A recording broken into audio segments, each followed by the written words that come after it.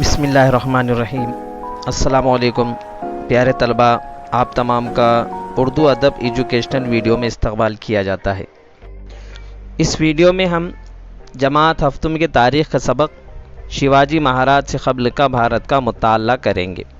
شیواجی مہاراج سے قبل بھارت میں مختلف راجاؤں کی حکومت تھی، جس میں 8ویں صدی عیسوی میں پال بنگال کا مشہور حکمراں خاندان تھا۔ پال راجا نے اپنے دور حکومت میں چاندی کے سکے بنوائے اور کئی قلعے اور محل تعمیر کروائے تھے۔ اسی طرح بھارت کے وسطی ہند میں گرجر پرتہار حکومت نے آندھرا، کلنگ، ودربھ، مغربی کاٹھیواڑ، قنوج اور گجرات تک وسعت حاصل کر لی تھی۔ دوسری جانب شمال ہند کے راجپوت خاندانوں میں گڑھوال اور پرمار اہم حکمراں خاندان تھے، لیکن ان کے علاوہ راجپوتوں کے ایک اہم خاندان چوہان خاندان نے اس میں بہت شہرت حاصل کی، جس میں پرتھوی راج چوہان نہایت بہادر راجا ہو گزرے ہیں۔ پرتھوی راج چوہان نے ترائی کی پہلی لڑائی میں محمد غوری کو شکست دی، لیکن ترائی کی دوسری لڑائی میں محمد غوری نے پرتھوی راج چوہان پر ایسا حملہ کیا کہ وہ شکست کھا گیا۔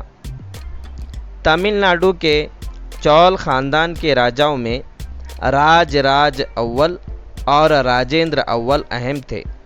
چول راجاؤں نے بحری بیڑے کے بل بوتے پر جزائر مالدیپ اور سری لنکا پر فتح حاصل کی تھی۔ کرناٹک کے ہوئسل خاندان کے وشنو وردھن نامی راجا نے پورا کرناٹک فتح کر لیا تھا۔ مہاراشٹر کے راشٹرکوٹ خاندان کے راجا گووند سوم کے دور حکومت میں اس خاندان کی حکومت قنوج سے رامیشور تک پھیل چکی تھی۔ اس کے بعد کرشن سوم نے الہ آباد تک کا علاقہ جیت لیا تھا۔ شیلاہاروں کے 3 خاندانوں کو مغربی مہاراشٹر میں عروج حاصل ہوا۔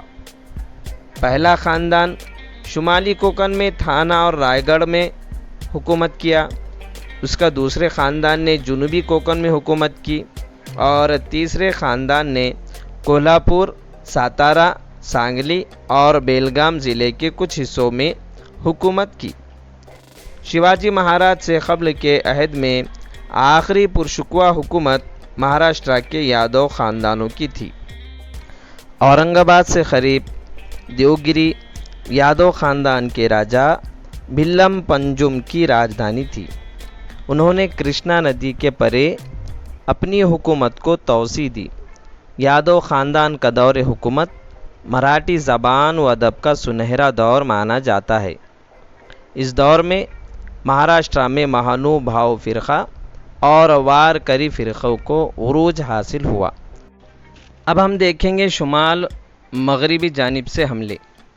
مہاراشٹر میں راشٹرکوٹ اور یادو جیسے مقامی خاندانوں کی حکومت تھی، لیکن شمال مغربی جانب سے آنے والے حملہ آوروں نے مقامی حکومت کو جیت کر اپنا اقتدار قائم کیا۔ درمیانی زمانے میں مشرقی وسطی میں عربوں کی حکومت قائم ہوئی۔ حکومت کی توسیع کے لیے عربوں نے بھارت کا رخ کیا۔ 8ویں صدی عیسوی میں عرب سپہ سالار محمد بن قاسم نے سندھ پر حملہ کیا۔ سندھ کے راجا داہر کو شکست دے کر انہوں نے سندھ فتح کر لیا۔ اس حملے کی بنا پر پہلی مرتبہ عربوں کا بھارت سے سیاسی واسطہ پڑا، اور یہی وہ محمد بن قاسم ہیں جس کی بدولت ہندوستان میں اسلام کا پرچم بلند ہوا۔ اس کے بعد کے زمانے میں وسط ایشیا کے ترک، افغان، مغل بھارت آئے اور انہوں نے بھارت میں اپنا اقتدار قائم کیا۔ پیارے بچوں، 11ویں صدی عیسوی میں بھارت پر ترکوں نے حملہ کرنا شروع کر دیا تھا۔ وہ اپنے اقتدار کو بڑھانے کے لیے بھارت کے شمال مغربی سرحد تک پہنچ چکے تھے، جس میں غزنی کے سلطان محمود نے بھارت پر کئی حملے کیے۔ ان حملوں میں انہوں نے متھرا، ورنداون اور قنوج کے خوشحال مناظر سے بڑی دولت حاصل کی۔ ان مناظر کی دولت سلطان محمود نے اپنے ساتھ غزنی لے کر چلے گئے۔ اس کے بعد بختیار خلجی نے حملہ کیا ہندوستان پر۔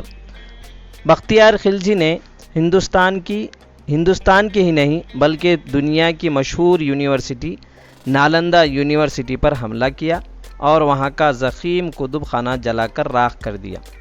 پیارے بچوں، انشاءاللہ اگلے ویڈیو میں ہم اس سبق کا بقیہ حصہ پڑھیں گے۔ اس ویڈیو کو زیادہ سے زیادہ شیئر اور لائک کریں۔ جزاکم اللہ، اللہ حافظ۔